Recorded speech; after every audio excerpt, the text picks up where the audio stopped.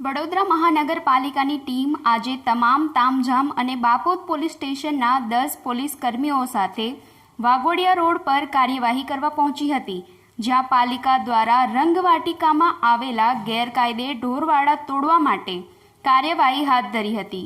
જો કે આ સમયે વોર્ડ નંબર 4ના કાઉન્સિલર વિનોદ ભરવાડ ગૌપાલકોના વહારે આવી પહોંચ્યા હતા અને નગરસેવકે 2 કલાક મેયર સહિતનાને ઉપરાઉપ ફોન લગાવ્યા હતા।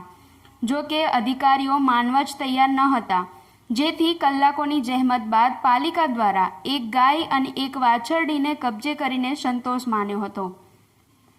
મહત્વનું છે કે ઢોરવાડા તોડવા માટે સાજો સામાન લઈને આવેલી પાલિકા જે ગાયોનું ટેગિંગ ના હોય તેવી ગાયો 2 દિવસમાં ટેગ લગાડી દેવાની સૂફિયાની વોર્નિંગ આપી ઢીલા મોડે પરત ફરી હતી।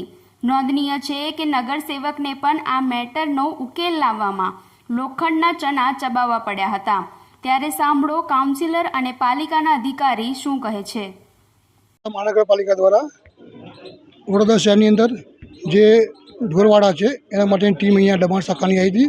તો આજે બાપોદની અંદર આ ટીમ આવી હતી। જે ગાયો રસ્તા પર હોય એનો વાંધો નથી, પણ જે પોતાના ઘરમાં ગાયો રાખે છે, પોતાની જગ્યા માલકીમાં રાખે છે, એને આગ્રહ કરીને જે લોકો બાકી છે ટેગ લગાવવાના એ આવતીકાલે 2 દિવસમાં ટેગ લગાવી દે, એ કામગીરી પછી કરવામાં આવશે। એટલે 2 દિવસ માટે એ લોકોને ટાઈમ આપ્યો છે। જેની કામગીરી ટેગ લગાવવાની બાકી છે એ ગાયોને ટેગ લગાવી દે। વિસ્તારમાં કેટલી ગાયો છે? વિસ્તારમાં તો ઘણી ગાયો છે આગળ, પણ મોસ્ટ ઓફ ગાયોનો ટેગ લાગી ગયા છે। અમુક બાકી છે એ આજ 2 દિવસમાં ટેગ લગાવી દેશે।